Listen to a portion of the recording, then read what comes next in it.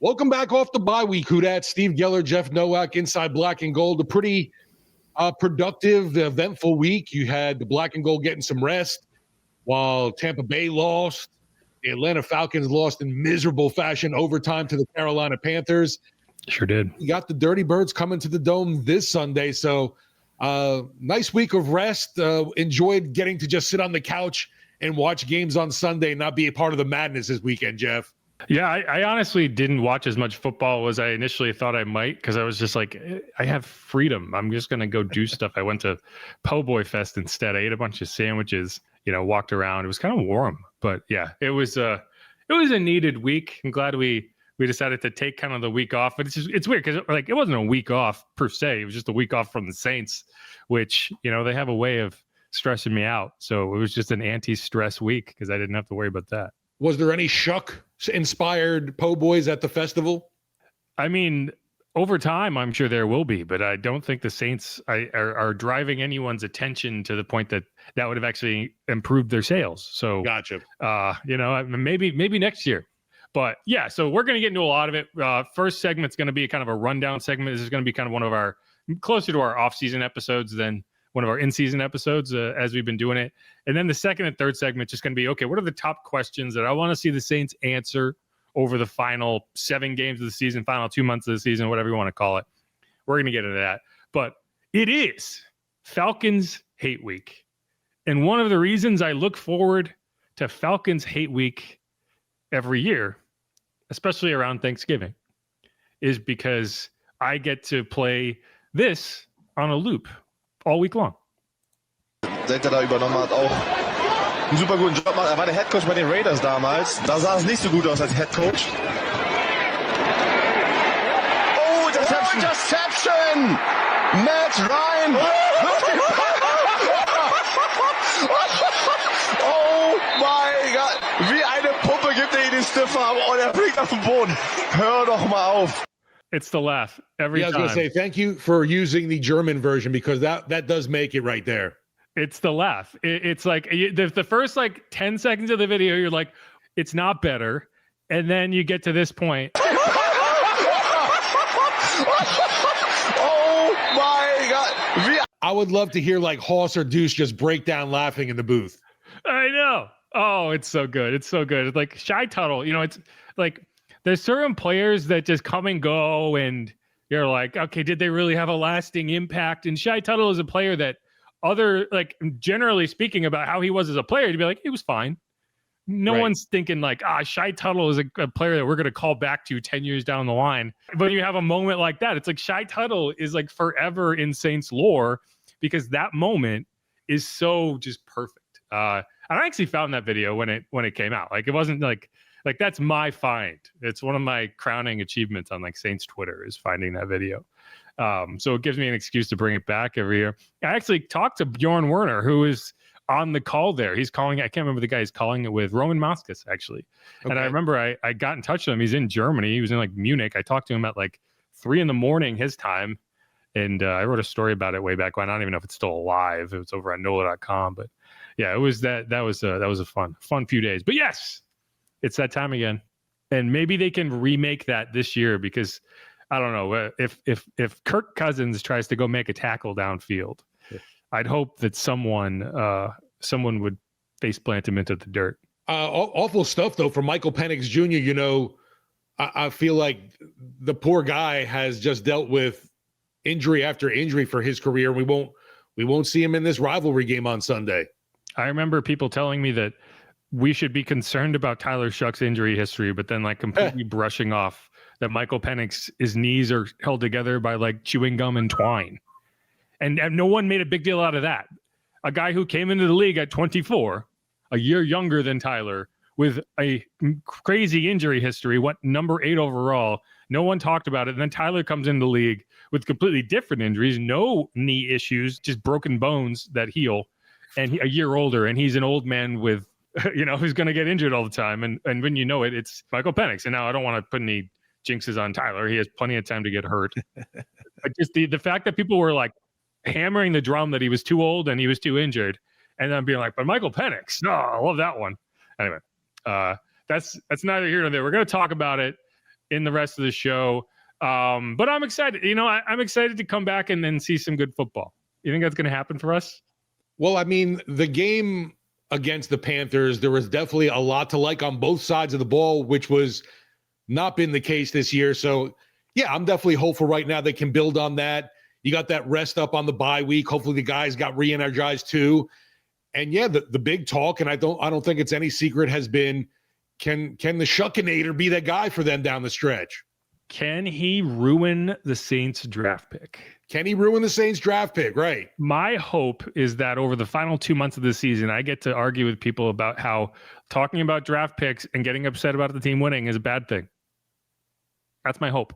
I hope that he can do that for me, because that's all I want is to argue with people. You brought it up though. The biggest, I guess you want to say, silver lining or positive, if that does happen to be the case, unless we see like a massive, resurgence from this defense where they're just shutting out opponents or holding them to 3 points. You would imagine Tyler Shough, his performance is going to be pretty key in getting to a 6, 7, 8 win plateau for the black and gold. And man, oh man, that means that you're not forced to go after a QB with that top overall pick if it is number 8 or 9 overall.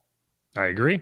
And we'll talk more about it. Let's hit a quick break, come back, go through kind of a rundown segment. Also some big news for the Shucks that we'll get into. Who dat? Go Saints. I'm Jeff Nowak. He's Steve Geller. Follow me at Jeff_Nowak. You can follow Steve at Steve Geller WWL. You can follow the show at Saints_pod. If you haven't subscribed yet, please do that. We can call it a Christmas gift. Go to Apple Podcasts and hit a rating, hit a review. Tell us what you think. Tell us what you don't, and all that good stuff. If you haven't subscribed yet on YouTube, do that as well. Otherwise, stick around. We will be right back.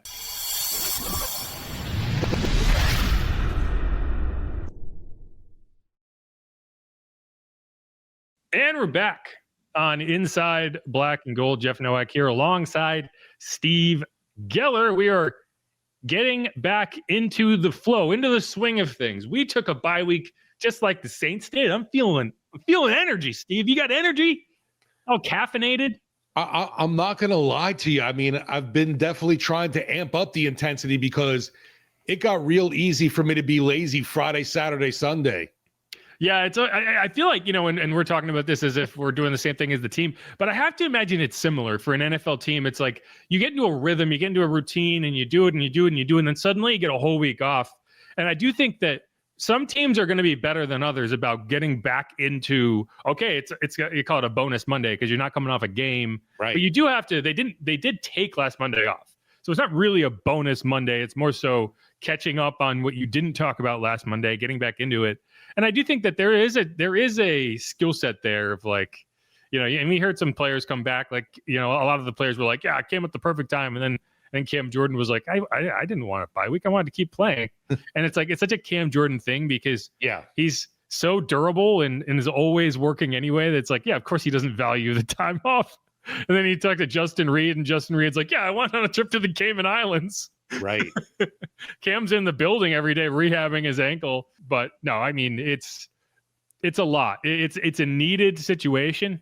And I do think that a week 11 bye is ideal. Like if you had to kind of go say, okay, what week do you want the bye? Somewhere around like week 10, week 11 is optimal, because especially if the Saints are in a better position record-wise, we'd be talking about, all right, rest up, get healthy, stretch run, 7 games, 2 months of the season, let's do it. And the only reason it doesn't feel like that is because they're 2-8.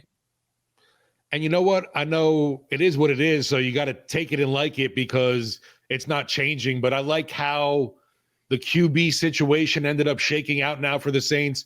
We have 2 starts under Shuck's belt after the bye week now.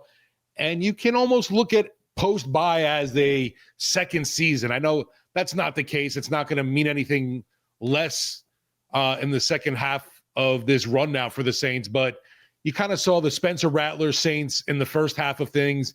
And I think you mentioned it probably in your article. It's not really fair considering the amount of competition that he faced to what now Shough has down the stretch. But, I mean, it is what it is here. Yeah, it's actually absurd how difficult the first half of the schedule ended up being. And we'll talk more about that. So we're going to get through a rundown, kind of all the news, which there isn't a lot of news. So this segment won't be particularly long. But there is a couple of things that I want to get into, stuff we didn't necessarily talk about last week because we only did the Monday episode. So we'll get into a lot of that. This segment, second and third segment, is going to be kind of the big question to answer. One of them is going to get into, okay, just how easy is the back half of the schedule? And I don't know if easy is the word, but like from a win-loss perspective, from a strength of schedule perspective, it's starkly different. And I do think that there was good value in getting Tyler the game. Now, you probably should have just made his debut the Panthers, but I think by making his debut the Rams, you set him up to be at his best against the Panthers. And we saw probably, I don't know if that's the peak of what we can expect, but if that's anywhere above the floor, then that's a good thing. So we'll talk about that. But a big news for the Shough clan, and I've had this stuck in my head, so now it has to happen to you. It's a baby Shough do do do do do do, baby Shough do do do do do do. If they don't have a video announcing this child when it is born, but that in the background, I don't know what you're thinking. But yes, the Shoughs are expecting a baby. It's going to be born in February, according to Jordan, who posted on Instagram. You sent this to me yesterday. Which great timing, baby. Good job, baby. Send that out, brother. Off-season baby, and also a Mardi Gras baby, which just feels like a good omen, right?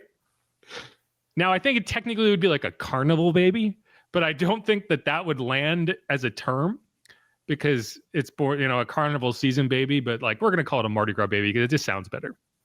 Happy for the Shucksters getting. I think if they do know it's a baby boy, and I'm sure the dog's gonna be happy too.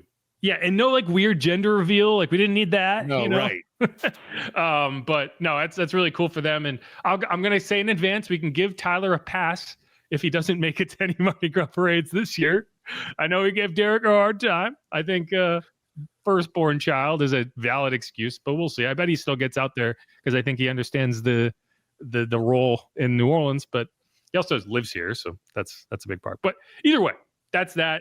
Just kind of a cool thing for the Shucks, Lots of positive news happening now. I'm gonna go out on a limb and ask, did Jessica give you that? Did your wife give you that intel yesterday? She did. Yeah, I had a feeling that's where you're getting your notes on the Instagrams of the Shough family. When she told me, I asked immediately, I'm like, how old is that news? Because I didn't want to like forward you something that was, ancient. I had a feeling she was responsible for that. So give her a high five. She gets an assist for the Saints coverage, right? But yeah, getting into some more stuff. So one thing that I noticed, and this is a complete 180 from what we're talking about, the beginning of something to, I don't know, maybe the end of something or the beginning of something. I don't know. What do you want to say? One thing that stood out to me over the last few weeks is we were at practice and I would look over at the offensive line group and be like, did they hire a new coach? And because there was just this dude, I was like, who is that? He just looks like a coach, but he looks so familiar. And on the sideline against the Panthers, it was like, man, that guy's there again. And it took me a while. And then I was like, oh, that's Will Clapp. Will Clapp is on the sideline with a clipboard and a headset. He's basically an assistant coach for the Saints right now. And I asked Kellen Moore, this was back on last Monday, not yesterday, how that's all working out. And this is what he said. Yeah, so Will's phenomenal. I had a chance to be with him in L.A. Obviously, he played a ton of snaps for us there, and then unfortunately had the injury in the preseason this year. And so he's a huge part of this. He's an important part of our experience here with the offensive line. We have some younger guys playing. Will's got a ton of experience in this league. He's been an awesome asset for Brendan and the rest of the O-line coaches. And so he's helped those guys in a lot of different ways as he's gone through his rehab process, which has been awesome. He's a really special person. So, yeah, I thought that was interesting because, Will Clapp is on IR. Will Clapp is kind of later in his career. Like, who's to say he's not done? Like, who's to say this injury of his that ended his season is not what ends his career effectively? And I think it's worth noting that Kellen Moore just got straight from playing into coaching. So it's not like this unusual thing that he would see it as the kind of the most normal thing in the world for a guy to go from being a player immediately to being a coach. And I don't know. I just thought it was interesting The Saints are basically getting a free offensive line coach from a guy that's played 8 years, played multiple positions, played center, played tackle, played guard, and now he's basically a free assistant coach for the Saints now. And the Saints, they got something about developing those offensive linemen into coaches, Zach Strief, Jari Evans, and now Will Clapp. Yeah, so I don't know. I just thought it was interesting. If you see Will Clapp on the sideline wearing a headset and a clipboard, it's not a mirage. It is actually him. And Clapp I had to clipboard. Clap on the clipboard. So the meme survives. The meme will stay, but he's just not as a player. Back, a couple things going into the matchup, and we'll talk about the injuries here in a second. But 2 things: all black uniforms. Finally, the Saints announced they're going to be wearing the black helmet with the whole black kit. Oh, okay. I didn't know that much. Good, because I always felt like I want to see the black on black combo. Exactly. They kept throwing it out there with the color rush, which is the exact opposite, and it just looked jarring. It was like, why are you wearing an all black helmet with an all white jersey combination? It never made sense. And they're finally going to debut the black helmet with the all black jersey combination, and we already have the white helmet with the all white jersey combination, which I think looked great. We saw it out in Carolina. They finally got a win in an alternate helmet. So cool. Like, that's good, because I don't want that to kind of disappear because they always lose when they wear it, which is probably going to be the case with those orange uniforms, because those were terrible and they lost. Same with the orange end zones. But yeah, all black jerseys, all black helmets. Orange. Fantastic. I like how you call it orange. Did I say orange? Yeah. Orange what? End zones? The jerseys in the end zones, yeah. I don't know. Did I say orange? Unless I'm hearing things. Yeah, maybe. I don't know. They do kind of look. I would say like I don't want to be crass, but like had kind of a urine quality to them. Very. I'll be nicer and say tannish. Yeah, I'll give you tan. But it was somewhere weird in between tan and gold, which I don't know what color that is to you, but yeah, there's certain times when I see that color. Anyway, and it's all black for the Falcons' funeral because. Yep. And, the Saints were originally 2.5-point underdogs going in this matchup at home. As of now, when I look at it, they are 1.5-point favorites. So big flip.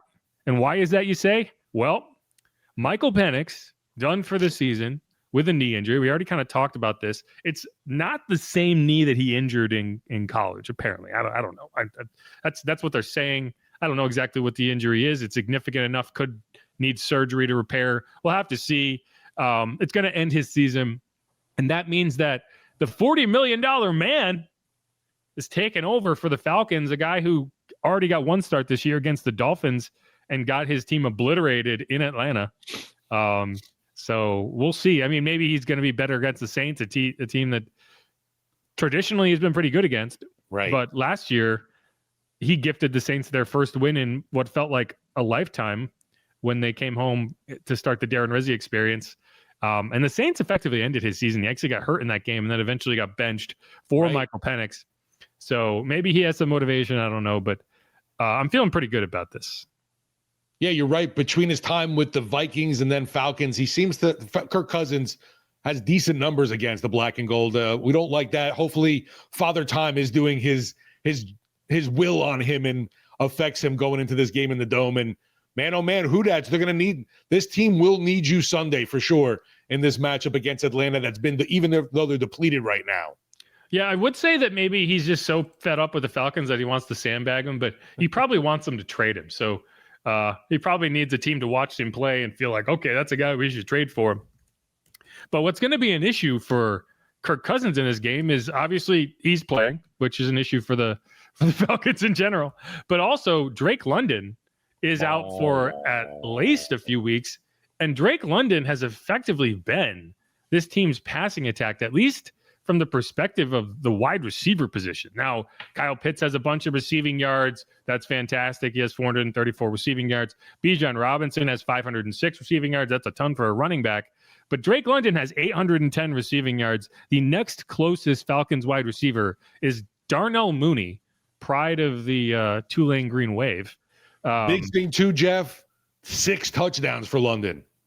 Yeah, no, he has been their receiving offense. Yeah. No one else from the wide receiver position has a single touchdown. Darnell Mooney has 16 catches for 224 yards on the season. He has been kind of a big play threat for them. Yeah. 14 yards per catch. But beyond that, no one has more than 6 catches or 94 yards, no touchdowns. Ray McLeod has a 24-yard catch in the season. Casey Washington, I've never even heard of him, has a 25-yard catch. That's it. That's their passing attack. Time to cook up those dirty birds. Yeah, so I mean, like you're going to focus on Bijan Robinson, which, Absolutely. in fairness, that's a tough assignment in general. He's one of, if not the best running back in football right now. Algiers a problem too. And Algier has, he's one of those guys that, kind of like it's Tucker for Sean Tucker for the Bucks, like right, or whatever it is. The Saints have a hard time with him. Yes. He plays like a bowling ball. The Saints are going to have to match that physicality. They did it last week when against the Panthers. He's a similar running back to what the Panthers have, which is kind of just downhill, one cut, find that lane, get through it.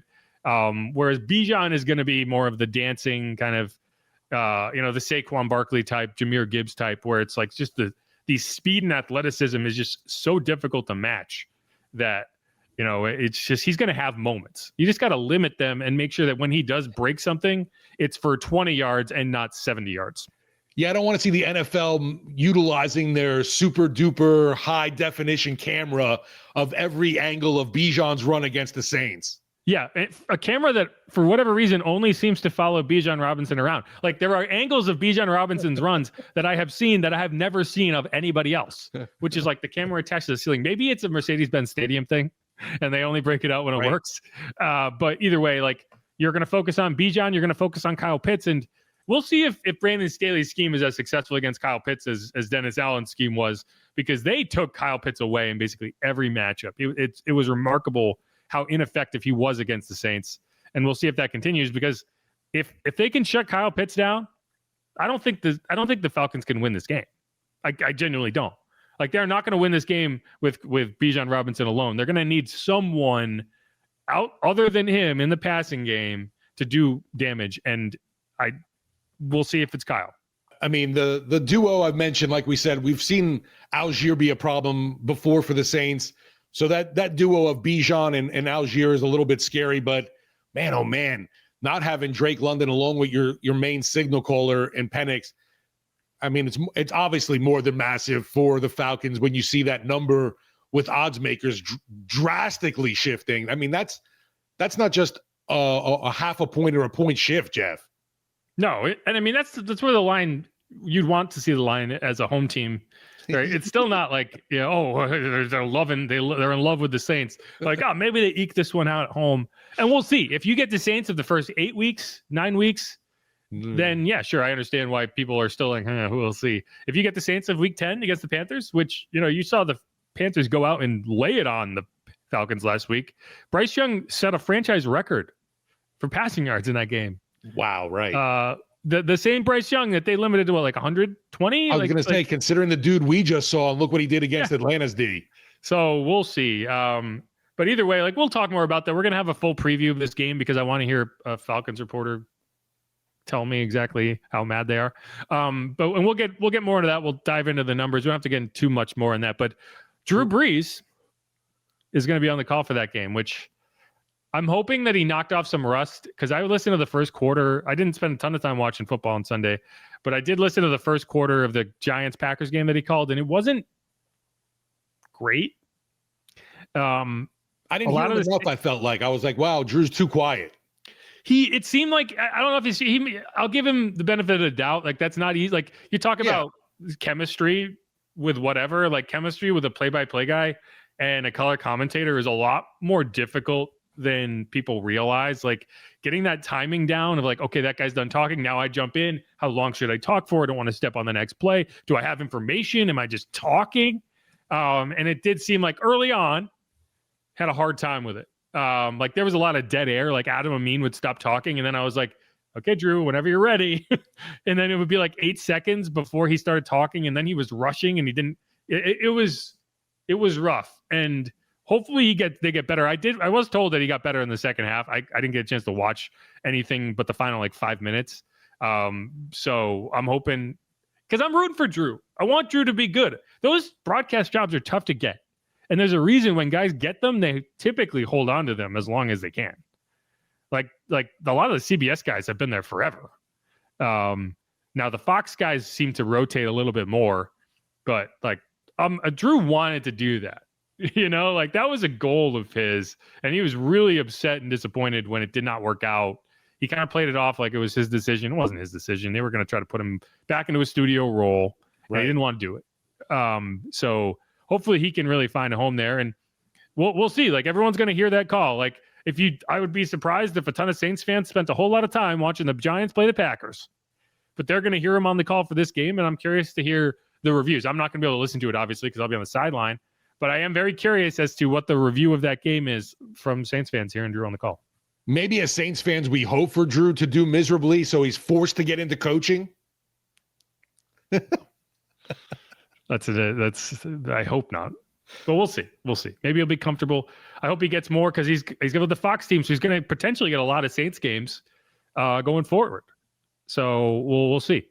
And because he did call one Saints game in his stint with NBC, and it was the Thanksgiving game where the Saints just got trucked by the Bills. It's the last Thanksgiving game the Saints got. Like they had a run where they were getting them. Drew got the Saints basically to end up being the de facto Thanksgiving team, and it seemed like every year they were on that broadcast. And then that Bills game really kind of, nope, we're not giving you this anymore. This is an important game for us. But yeah, so one more rundown note, and it's something we didn't talk about last week, and we're probably not going to give it enough time this week either, but Gayle Benson talking extensively with Jeff Duncan at NOLA.com, talked about the state of the Pelicans, state of the Saints, and the quote, and there's a lot in there. Like I recommend, if you haven't read it, to just go and read the full transcript. But the quote that really caught people's attention was when she described firing Mickey Loomis as quote unquote ridiculous. She laid out a lot of the things she views as positives. It's not what people want to hear, but I think if anyone was kind of paying attention, they could have told you straight up, it's probably not going to happen. Like, why would you assume that they would fire him this year if they didn't fire him last year when they were trying to hire a new coach? But like, what was your reaction when you kind of saw all that, and how did you kind of what did you take away from it? Yeah, it definitely said to me that, there's what we thought, though, too, is very true with the Saints have their leadership in place and a plan also, too, after Ms. Benson passes away, the succession plan. Yeah, it's been pretty clear, and I don't know if folks don't want to hear it. They're in denial, but Loomis is not going anywhere, and she kind of reaffirmed that to me.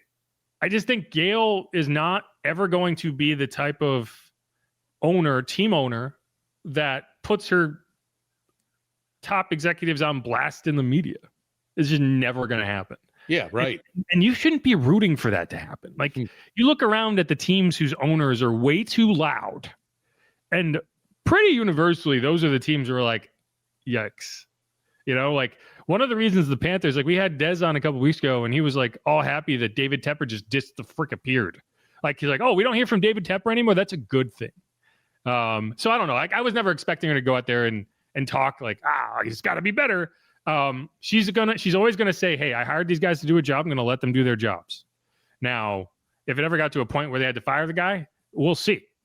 But I do think that people were a little kind of over their skis on this idea that like, oh, they're 2-8, they're gonna fire the GM now, when you went into this season kind of knowing that this was gonna be a take your medicine season, right? Like, I don't think anything that's happened to this stage of the season is anything that's going to weigh on, like, if you didn't fire him last year, why would you fire him now? Why would you allow that guy to hire the coach if then you were going to turn around and be like, yeah, get rid of him? So either I think from a managerial, from a business perspective, you do have to be either all in or all out, right? Like, I don't think we would hear anything negative from Gayle about Mickey ever, even up to the day that he got fired, if he got fired. Like, did you hear them kind of bail on Dennis Allen until they fired him? No, they were all in until they weren't. And that's really the only way you can be.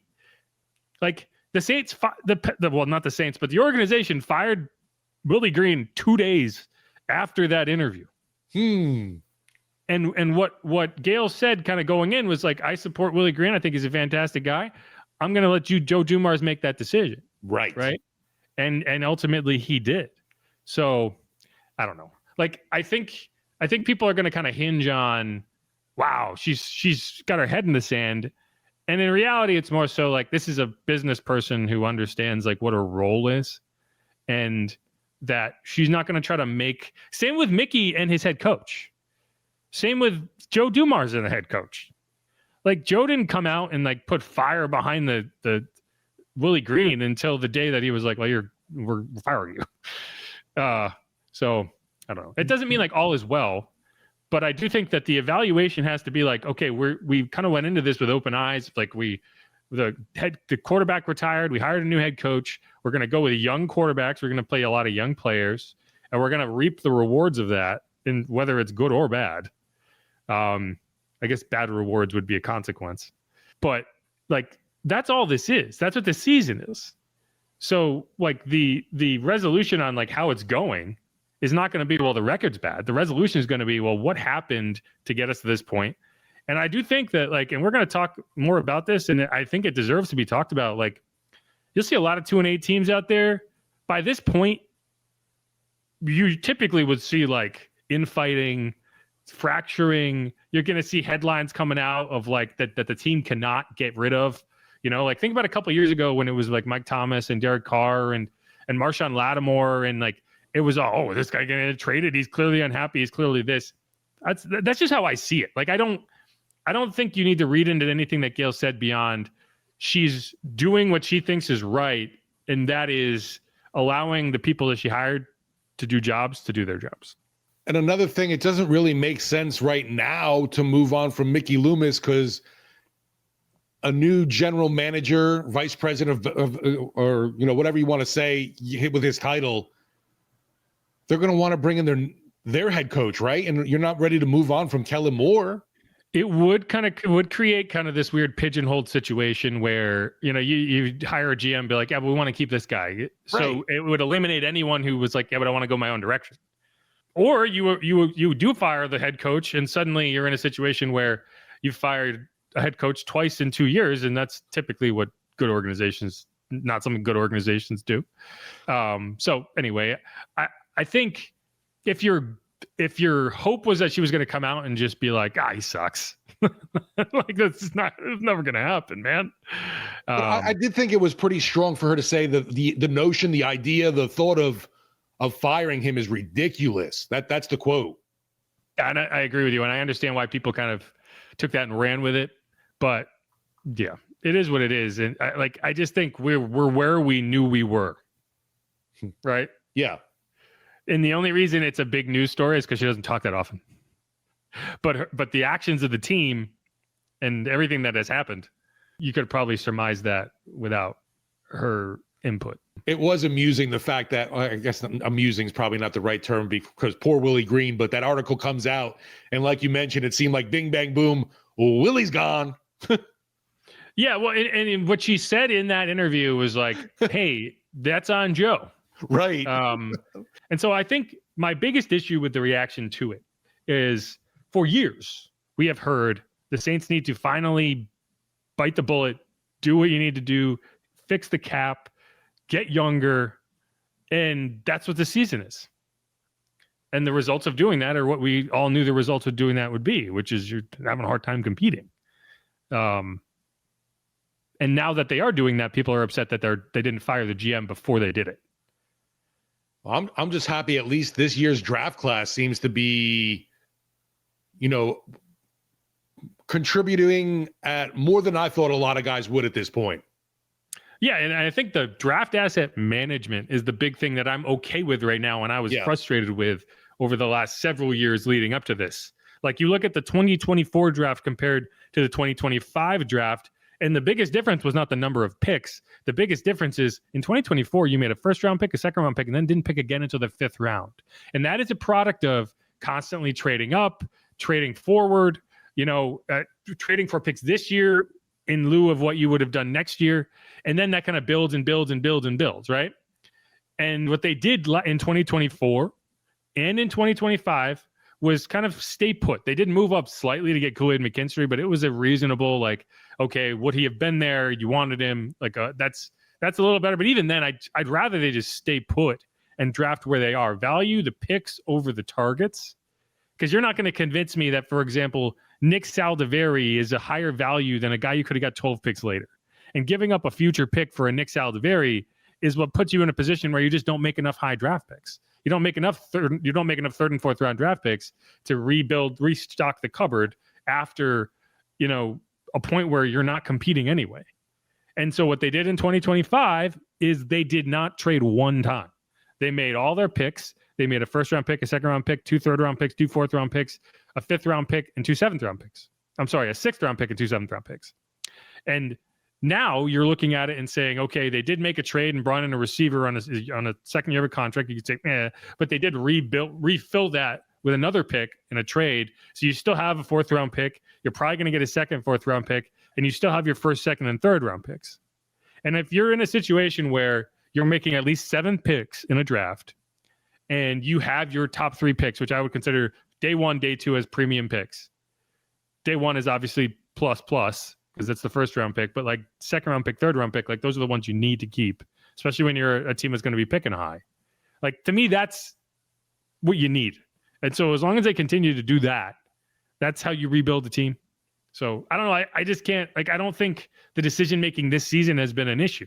I think it has actually been a change in philosophy in a way that has been positive. And we'll see how that plays out over the second half of the season. Yeah, the biggest issue definitely, Jeff, to me, I think is the fact that you look at some of the past failings with draft picks, like a Trevor Penning, like a Peyton Turner, Marcus Davenport. You go down that kind of list where things haven't worked out. And that, to me, is where the pitchforks and, the torches come out, where people are calling for Mickey Loomis's job. Not so much even the contract negotiations. I mean, some of the deals that maybe were given out, but overall, I think folks realize that that's not Mickey in charge of the numbers. Yeah, the contracts, well, I mean, I'm sure he has a big role in it. But the contracts given out, like, I don't have an issue with the contracts. I don't have an issue with DeJuan Johnson, Chase Young contracts. I know some people do. My primary issue has been the draft. Yeah, and right. How that's all been managed. And if that was going the same way as it was in like 2022, 2023, I would be leading the charge. Like, this needs to change or whatever. I'm happy with how the draft has been handled over the last year plus. So we'll see how that goes. And if they revert and you end up seeing more trades like the Marcus Davenport trade and like stuff that kind of belies where you're at, then I'll change my tune. But for now, I'm just kind of I'm kind of like Gayle. I'm trusting the process. Maybe I'm crazy. No, I hear you. The draft asset management is definitely my biggest concern and hope that improves going forward. Yeah, and we'll see. And if Tyler Shough ends up being the dude, then suddenly the 2025 draft becomes like an all-timer. Right. But we'll have to see. Either way, that went on longer than I anticipated. So we'll keep these next 2 segments on the shorter end. Again, Jeff Nowak, Steve Geller, breaking down the Saints coming off the bye week. If you haven't subscribed yet, please do that. Otherwise, stick around. We'll be right back.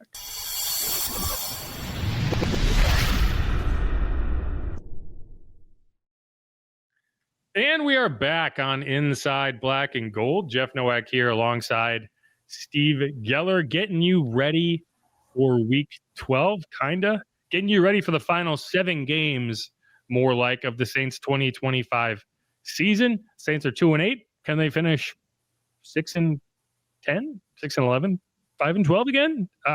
It's not that crazy. I know. I'm a believer too, Jeff.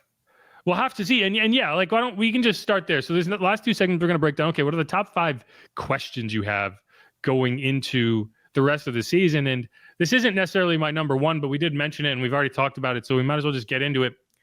Can you win winnable games? Can you beat bad teams? And I already know, like, people are going to be like, you're just ruining your draft pick. Like, I've been pretty clear, like, I'm never going to be that guy that's like, how dare they win? Like, I think winning is a skill and you need to learn how to win. And if they had the second half of the season that they had to start the season, I'd be like, hey, you're probably going to lose naturally. You don't need to do anything special. You're going to lose games. In this case, they just absolutely don't. And I know, like, I had someone comment and be like, enough with the platitudes about Spencer Rattler. We don't need to hear that. All I want to hear about is Tyler Shough. And I disagree, because when you look at how difficult the first half of the season ended up being, you do have to empathize with like what he's been asked to do, right? Because you look at the teams he played even last year, and like, what are the wins? Like, where are the wins? If you looked at this going in and you told me these are the games he played, like, you'd be like, okay, that was tough, right? In 2024, his first game came against the Bucs, the division winner. His second game came against the Broncos, who we already know the Broncos have a top defense. They're like going to match the 85 Bears in sacks this year. And that defense last year was also very, very good. They made the playoffs. Then he played the Chargers. Then he played the Commanders, a team that went to the NFC Championship game. Now, this was the second half. He didn't start that game. Then it was the Packers on Monday Night Football, which you already know what happened. And then they closed out the season with the Bucs, again, the division winner. The only bad loss, you would say, is the Raiders, which, yes, they should have won that game. But, like, that's what our 6 starts, and 5 of them came against playoff teams. All right. This year, against the Cardinals week 1, you had a chance to win that game. It's probably the worst loss on the schedule for him. But even then, like, the Cardinals were a much better team when they had Kyler Murray and James Conner compared to now when you're talking about Jacoby Brissett. So, like, but that's like, okay, you should have won that game. Fine. Give it that. It was week 1. Then 49ers, who keep winning games, they're 7-4. Seahawks, they're 7-3. Bills, they're 7-3. The Patriots, who at the like when we were talking about the schedule going into the season, we were like, oh, that's a winnable game. They're 9-2. The Bears, who we went into the season, be like, oh, that's a winnable game. They're 7-3. The Bucs, 6-4. So like, that's a really tough first half of the season, even more so than we thought. If you add the Rams onto that, that means that other than just weeks 2 through 9, the Saints played a schedule with a winning percentage of 700.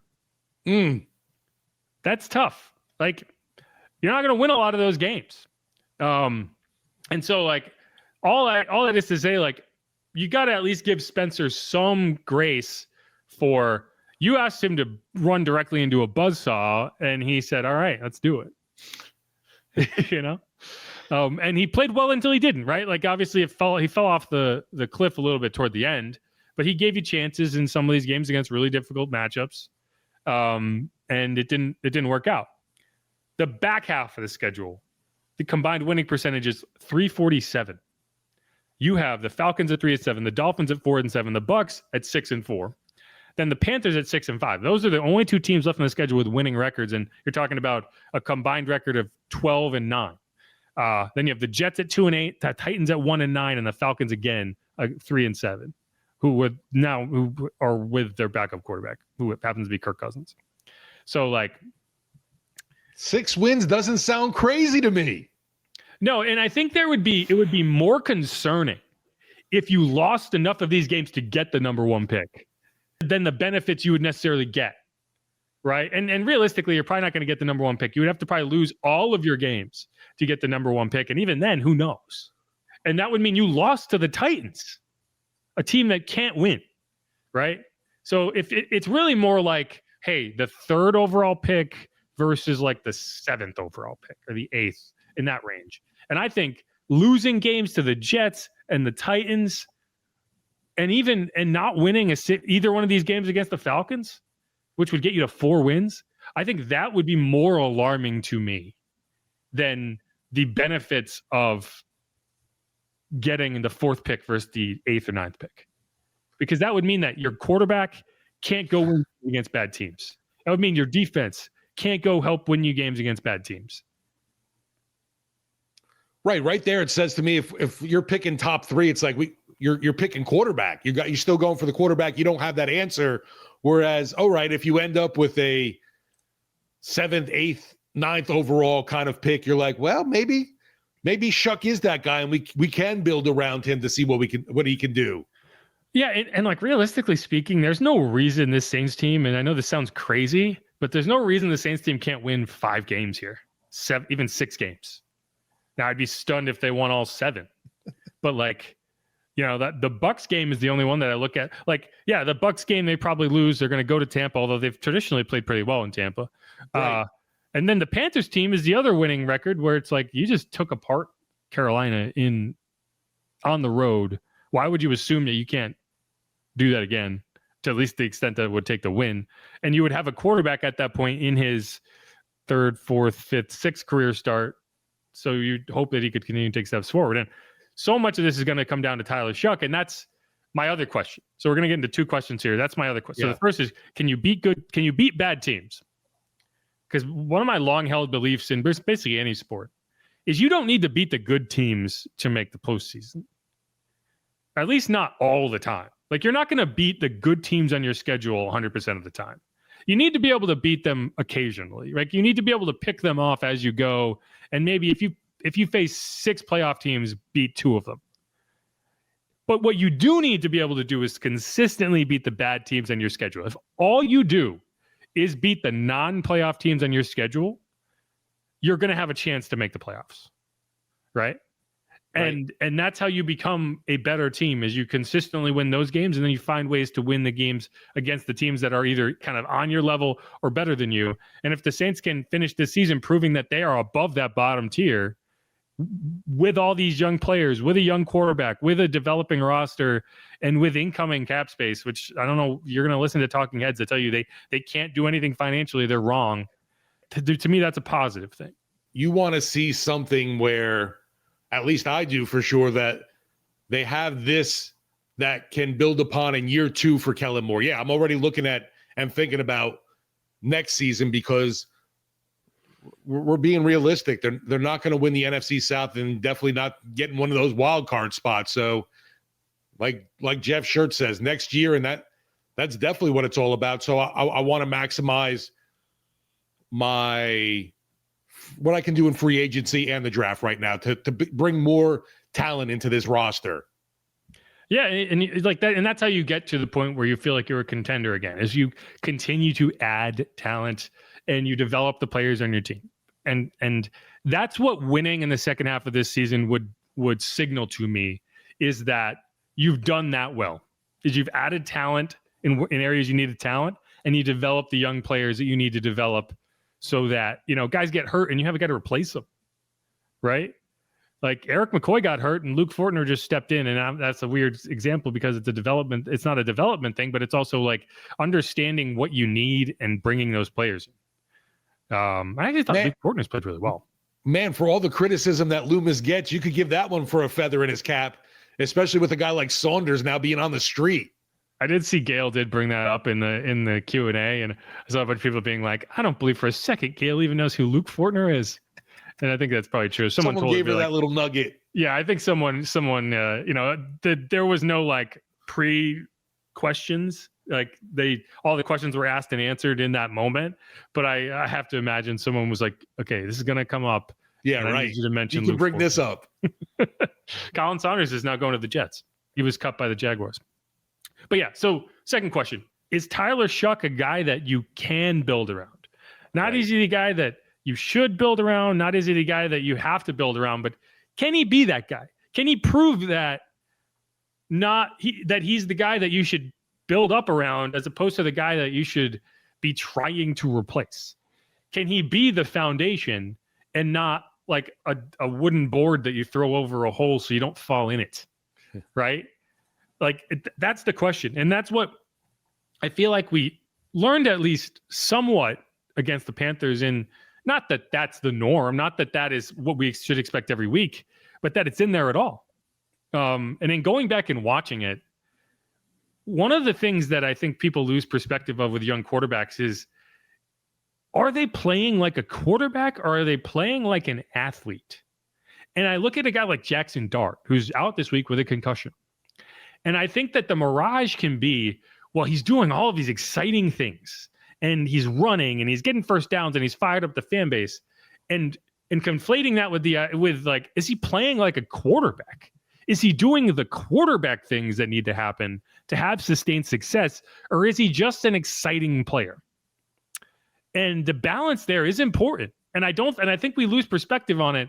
Like, I had gotten an argument with someone earlier in the season where they were talking about like Cam Ward's first touchdown pass, where he scrambled and rolled out all the way to the right side and then threw it back to the far side of the end zone for a touchdown. And everyone's like, wow, what a play. And it'd be like, if you asked the coach, they would say That's your worst throw decision of the day, maybe of the season. Don't do that. Like, I get it worked. Don't do that, right? But like, we get excited by those moments. There was a play for Dak Prescott even in a game that he like rolled out and he was clearly trying to throw it away. I don't remember the receiver's name. Maybe Jalen Tolbert came back and rescued it. And it was like, wow, what a play. And it was like, dude, that's Dak Prescott's worst throw of the day. He was trying to throw it out of bounds and didn't get it far enough. I watched Derek Carr do that against the Chiefs and went for an interception, and it was used as like an example of why he can't be the guy. But because it worked out, we lose perspective on like what good quarterback play is. And when you go back and watch the game against the Panthers, what stands out is Tyler Shough's not an athlete first and a quarterback second. He's a quarterback first and an athlete second. He's doing the quarterback things. He's stepping up in the pocket. He's extending. He's finding his playmakers. He's throwing them the ball on target where they can catch it and make a play. And knowing that's in there is important. I've watched highly drafted quarterbacks that never had a game that efficient and that successfully from a quarterback perspective their entire careers. That's why I'm excited about it. And that doesn't mean that he's going to be the guy. It just means that I think that there's something there that's worth mining, right? Now that could be just a pile of rocks, you know, you don't, every hole you dig doesn't end up giving you diamonds, but you can't find the diamonds unless you dig for them. And I think that what you have in that game is at least a reason to dig. Yeah, I mean, what we saw, what was it, 8 games from Spencer Rattler this year? I'm sorry, but there was not any of that high feeling like you are coming off of the Shough game at Carolina. There was a lot of things he did, even especially on third down, being able to, move up in the pocket, deliver the football, 2 touchdown passes, chunk plays. We got to see, I was so excited to see, 50, 60-yard plays for the Saints squad. So, yeah, going forward, you're like, maybe they got something, but I'm not going to jump the gun either and be like, all right, pumping the brakes, taking it easy. Let's see how it goes in the final 7. Yeah. And that's what it is you're going to see what happens. And if he comes out and has a great game against the Falcons, everyone's going to go nuts. And then I'll be like, okay, let's calm down. But it'll be, being able to put games together, being able to string games together. Like, because I think that's the difference between being kind of a flash in the pan, like, oh, okay, he's got some talent, and like an actual, like, look at Drake May, right? Right. Like Drake May is what he is right now, not because he can do all those things. It's because he's doing it all the time. It's because he's doing it consistently, right? And playing from the pocket, extending. He's taking a ton of sacks. Like there's issues for Drake May that you need to fix and that he'll get better at, but he's also playing at an MVP level. So like, and I'm not saying Tyler is going to be Drake May, but the reason Drake May is being talked about the way he is because he's consistent, not because he can do flashy things. Otherwise it would be all about Caleb Williams. I think that's what Saints fans at least are hoping for. Like the story goes the same kind of thing. Shough coming in late in the year, and next year comes out the gate leading the Saints squad, and what do you know? They're making noise as a playoff squad, and you're hearing MVP for Shough next year would be the ideal scenario. Yeah, that's why I was very happy that they didn't throw him in right away. Right.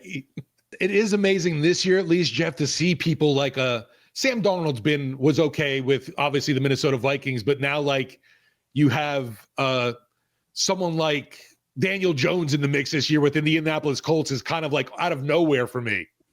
Still not sold on Sam. I need to see Sam deliver in a big game once, and we'll see.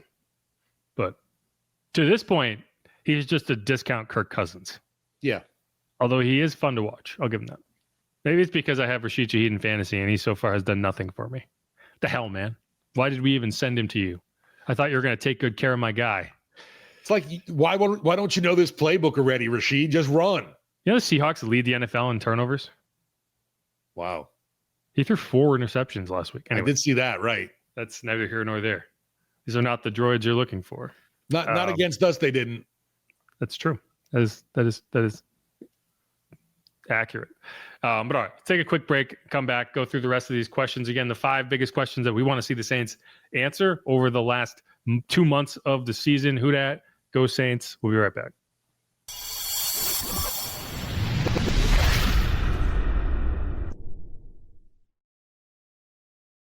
And we're back on Inside Black and Gold. Jeff Nowak here with Steve Geller, getting ready for the second half of the Saints season. I know, whatever. Second half started 2 weeks ago. We didn't do it then. Just be cool, okay? Like, just chill. Like, we're gonna do this. The break for the bye week kind of signals the second half of the year now. Yeah, I mean, mentally speaking, it's like, right. Okay, that was that, and this is this.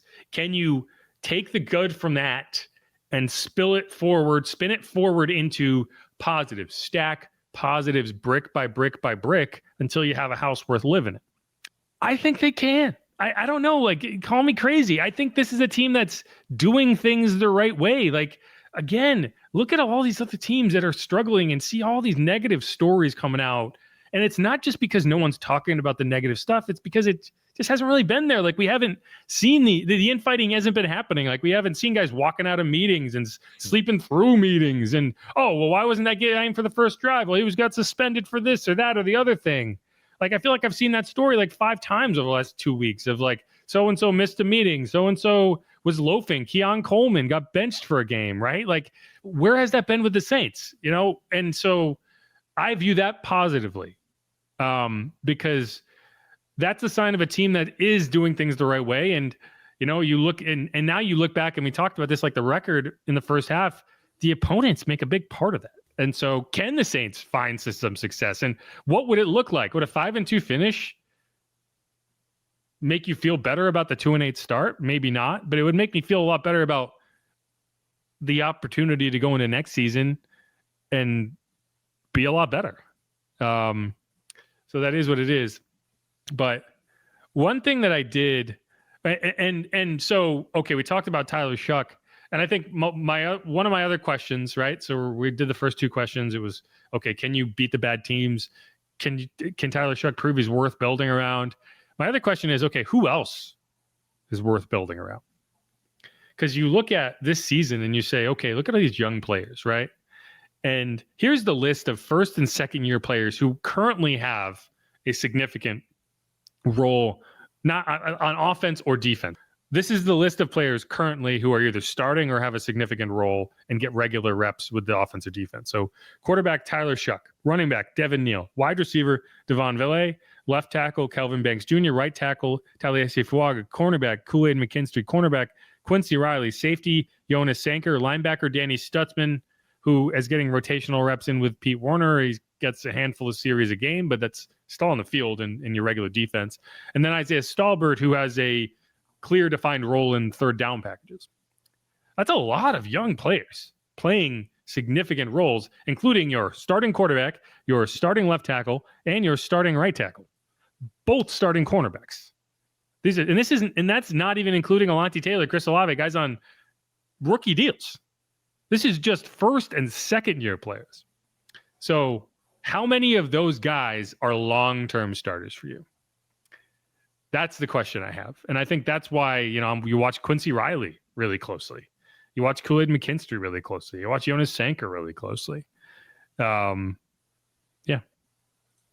Villay's the big one for me. I want to see how, the vision for him and how he's going to fit into this offense. I get it. It wasn't necessarily the greatest scenario for him coming in and having to learn a new way of doing things. And obviously the team is struggling right now too. So this back half of the season, though, I feel like he's gotten his feet a little warmed into the black and gold waters, and hopefully they're able to extend his usage in this offense more than just being a blocking option, which I know is huge and a great assistance as well, though.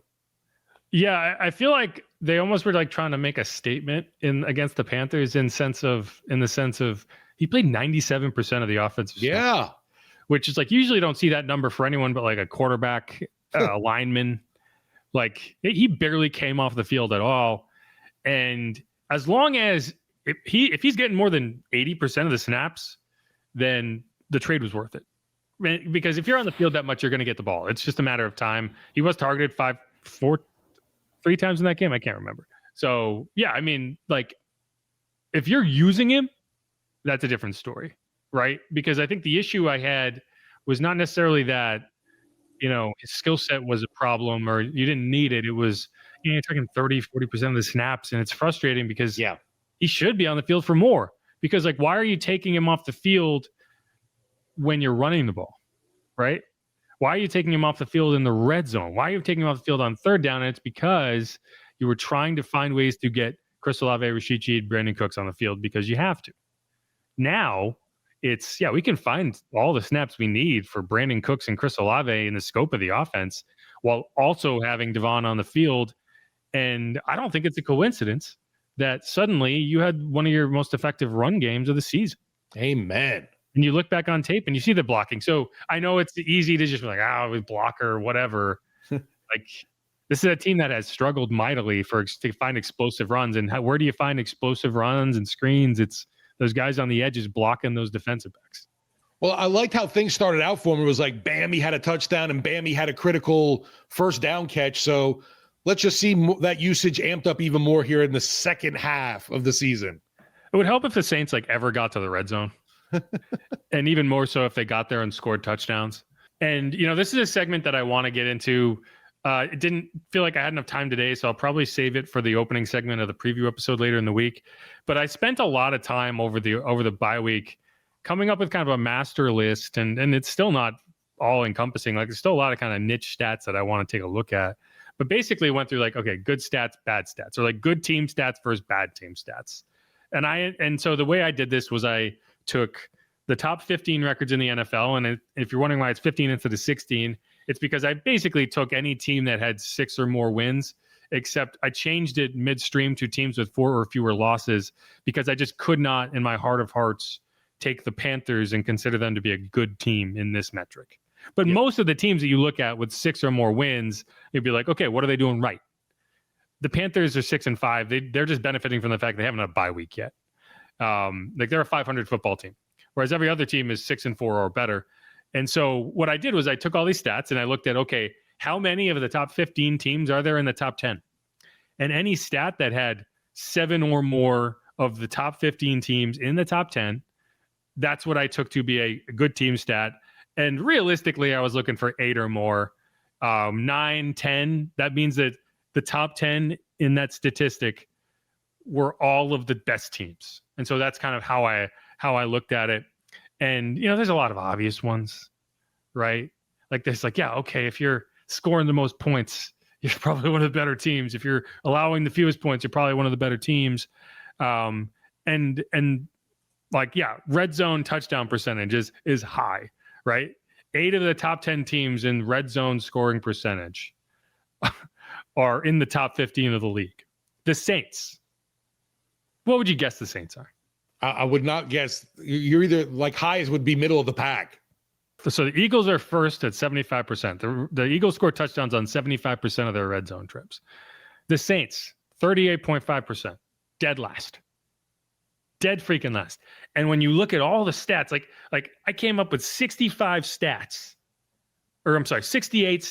where this qualifies, where there's 7 or more of the top 15 or in the top 10 of that stat. The Saints only have 3 or 4 where they're even in the top 20 of those stats. Right? I'm just going to read you the list. Okay, so of not even the stats, just where the Saints rank. And again, remember, these are the good team stats. 20 are tied for 25th, 27th, tied for 10th, and that's 40 plus pass plays. So that's whatever. That's kind of arbitrary of okay, you had a couple good plays. They're still 10th, which is really 15th because they're tied for 10th. Tied for last, 32nd, tied for last, 28th, 30th, tied for last, 23rd, 32nd, 26th, 29th, 28th, 20th, 29th, tied for 25th, tied for 26th, tied for 11th. And that's average depth of target. 27th, 14th, 25th, 24th, 25th, 16th, 21st, 20th, 32nd, last, 23rd, 19th, 17th, 28th, 31st, 32nd, 30th, tied for 13th. Again, these are the stats that the good teams are high in. The Saints are all at the bottom of almost all of them. And the ones that they aren't are at best, you're looking at they're middle of the pack. So yeah, there's a lot of stuff they got to be better in. Well, I'm sure one of those has definitely got to be rushing yards. You'd actually be surprised. And this is one of the things I want to get into. Okay. So one of the more interesting things from this kind of case study is that the best teams in the NFL are not the teams that run the ball the best, but the worst teams in the NFL are the teams that run the ball the worst. Because I did take, good team stats, bad team stats, and a lot of the bad team stats are just the good team stats inversed. But like when you look at it, it's like you don't have to run the ball at an elite level to have success in the NFL, but you do have to run the ball, and you have to be committed to running the ball. Like you can run the ball and only average like 3.2 yards per carry, but it's not until you are in the bottom 10 of the league in a run percentage and the amount you're running it that you start to look at it and say that's a bad team stat. But like when you look at, like the Jets are up there in the top, the Panthers are up there in the top. Like there's a lot of teams that run the ball well that are not good teams, but there are very few teams that just don't run the ball that are good teams. You want to be in the middle of the pack, or at least you have to be in the middle of the pack. Let's put it that way. Yeah, even that game both ways against the Panthers, stopping the run and running the football, nothing was lights out amazing, but it was good enough. Yeah, and one of the reasons, and I know this has kind of been very ineloquent, and one of the reasons I didn't want to get too much into this episode because I haven't found a good way to visualize it yet, or at least explain it. And so I'm kind of all over the place. But yeah, that was one of the most interesting things because I was expecting like, yards per carry. The teams with the best yards per carry must be toward the top, and it's really not. Like because like a team like the Ravens is up there, and the quarterback run is a big part of that. I haven't found a good way to parse out yards per carry from running backs, but I think it would probably be the case that the teams with the highest yards per carry by their running backs are up toward the top. But one stat that is not as obvious that I think is correlated to winning, and this is one of several that have 9 of 10 yards after catch. 9 of the top 10 teams in yards after catch are in the top 15 of the league from a records perspective. The Lions lead the NFL with 1,293 yards after catch. The Saints, 908. They're 25th in the league. And I don't think it's a coincidence. Like you look at, the Saints were averaging 86 yards per catch per game, or yards after catch per game over the first 9 games of the season. Week 10, they had 137. 140 something, about 140. I don't have the number directly in front of me, but like long touchdown to Chris Olave. That's 30 yards after the catch, maybe a little bit more. Catch and run for Juwan Johnson. That's like 30 yards after the catch, a 52-yard gain. Touchdown for Juwan Johnson. That's at least 10, 15 yards after the catch. There was a nice 10-yard catch for Devin Neal. That was like a 4-yard catch and a 6-yard run for a first down. Like those are the plays that the Saints just couldn't find over the first 9 weeks of the season. And so can you be better at that? Can you be more like you were in the Panthers game over the final 7 games of the season? Because keep in mind, like they're 25th. Prior to that game, they were like 30th. Like that game alone helped climb up. So hoping to see too, like you talk about yak. We've got a little taste of it with the Panthers game and the passing game, but not much yak in the rushing attack. You mean yards after contact or yards after catch? Yards after contact, I guess you would say, in the rushing game. Yeah, so like explosive runs that you break a tackle and yeah, I think I agree with you. I think you do need a lot more of that. I didn't actually, I have to go. I'm sure I have it in here somewhere. But yeah, explosive runs, like you just haven't had any. You had one explosive run, and it was Taysom Hill, or at least in terms of 20+ yard runs. You've had a few 10+ yard runs. That's the only 20-pluser, huh? Yeah. You have not had a single 20+ yard run from Alvin Kamara this season, although you did have a 20+ yard screen, which was helpful. 20+ yard runs, that's in the 8. So like if you have 9, that's really high correlation. 8 is high correlation. 7 is high, but like around the fringe. 20+ rush plays is an 8. The Jets actually lead the NFL with 11. And that's kind of the interesting thing is like, there are teams in the good team stats that are not good teams, and there are some teams in the bad team stats that are not bad teams. Like the Broncos appear in a lot of the bad team stats on offense, but they have such a good defense that it balances it out. The Jets appear in a lot of the good team stats because they run the ball well, but they're obviously not a good team. So they lead the NFL in rush plays of 20+ yards, but they're the Jets. The Saints are tied for last. They have 1. So, yeah, it's a stat thing to be better in.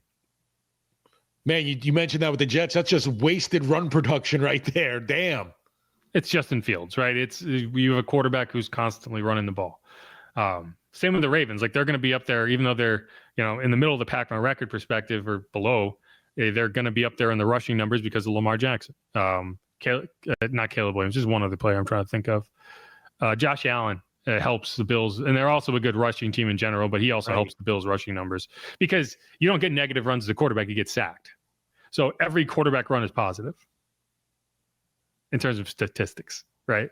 Like if I'm Lamar Jackson and I get sacked for negative 6 yards because I'm trying to run around, that doesn't go as a negative run.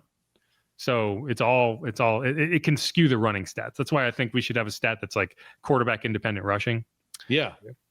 Okay. I know you got to run. One last thing. My question is big boy contracts and who deserves them? There's only 2 players on the Saints roster that I think are really in conversation for a legitimate extension this offseason. And there's a few next year that we can talk about, but Chris Olave, Alontae Taylor. Chris Olave, you have the luxury of having the 5th-year option. So he's under contract next year, so you're not in any rush. And because of that, I think an extension prior to the end of this season, given his injury history, would be wildly foolish because you don't have to worry about him leaving and testing the open market anyway. And if you sign him to a massive extension in week 16 and then he gets hurt in week 18 and you're like, wow, that seemed dumb. Was dumb. You could maybe have some offset language of like, maybe some insurance policies and that those do exist of like, yeah, okay, if you get hurt prior to this contract kicking in, you can void it. But like, it would make the most sense for that to just ride out into the offseason. And it would make the most sense for Chris, because if I'm Chris Olave and I want to get one of these $30 million contracts that all these top wide receivers are getting, including Garrett Wilson, who's this Ohio State teammate who's in the same draft class, it's only going to happen if you, over the final 7 games of this season, put up big numbers, wide receiver 1 numbers, but more importantly, show that you have a really good connection with the young quarterback, because that's how you justify it. If you're Chris Olave, and that's how you force the Saints' hand, is you can say like, Tyler loves throwing me the ball. You want to keep this connection. And we saw it a little bit.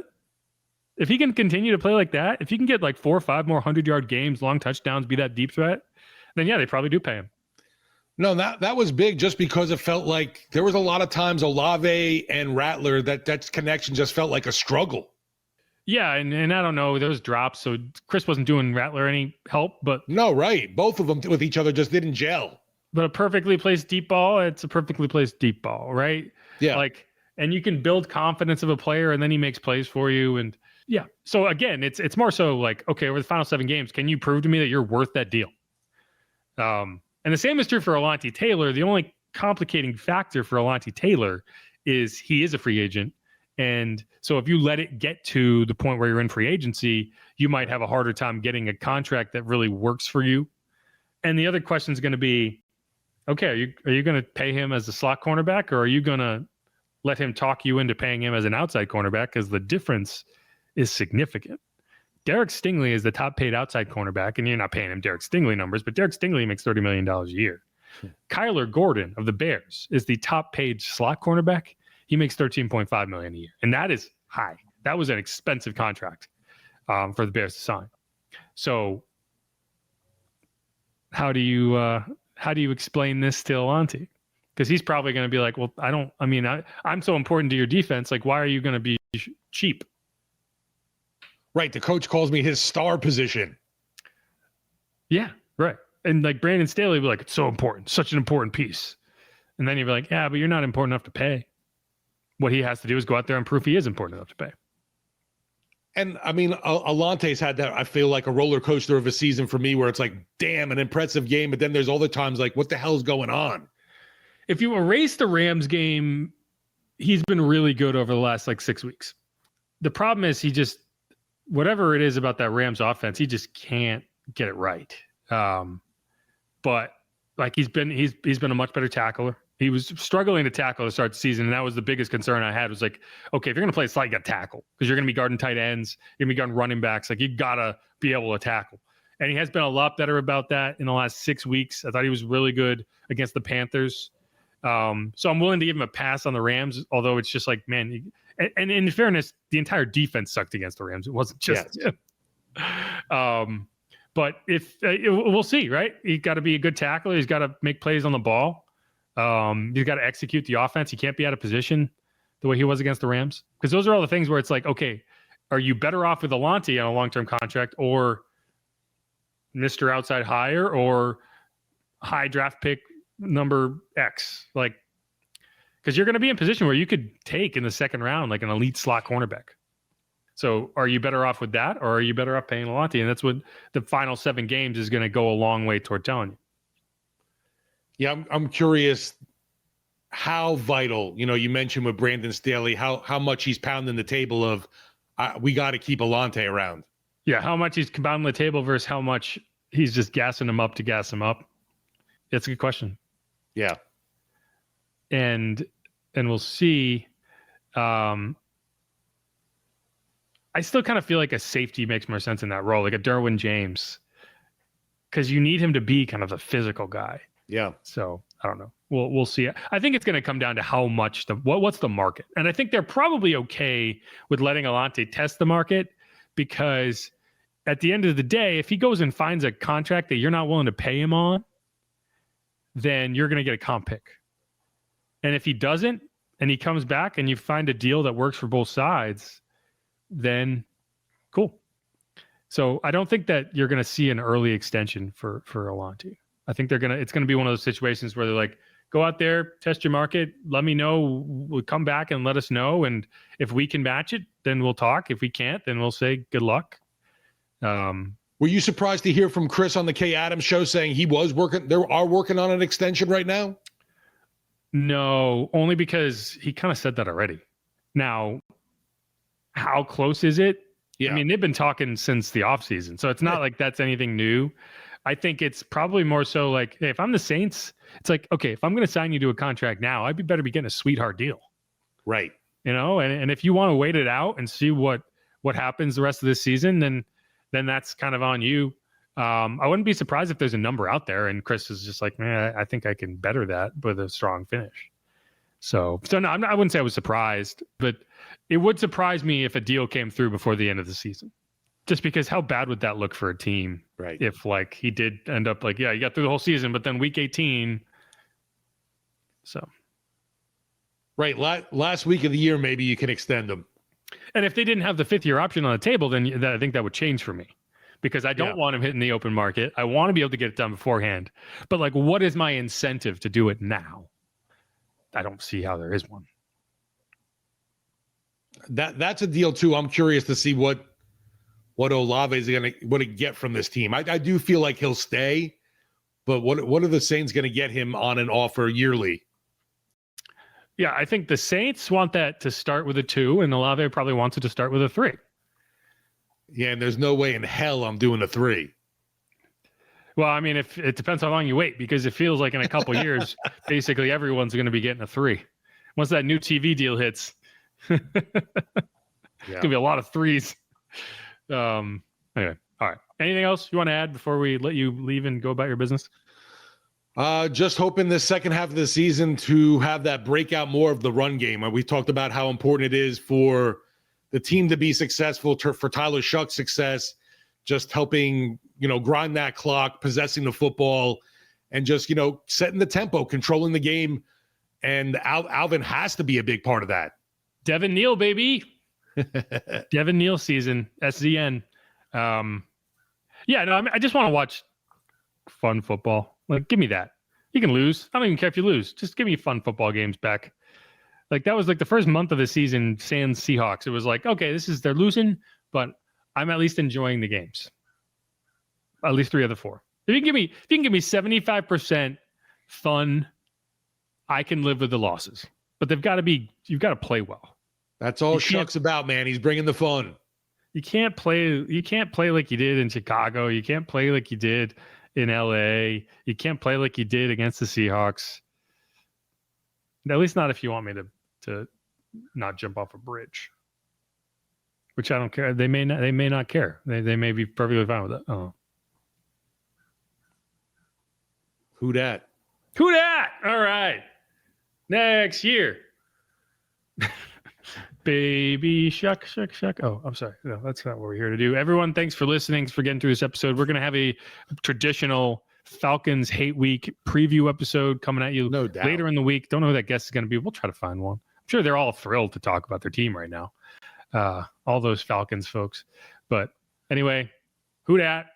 This is Inside Black and Gold. If you haven't subscribed yet, please do that. Follow Steve at Steve Geller, WWL. You can hear Steve on Sports Talk every day, WWLAMFM.com and the Odyssey app.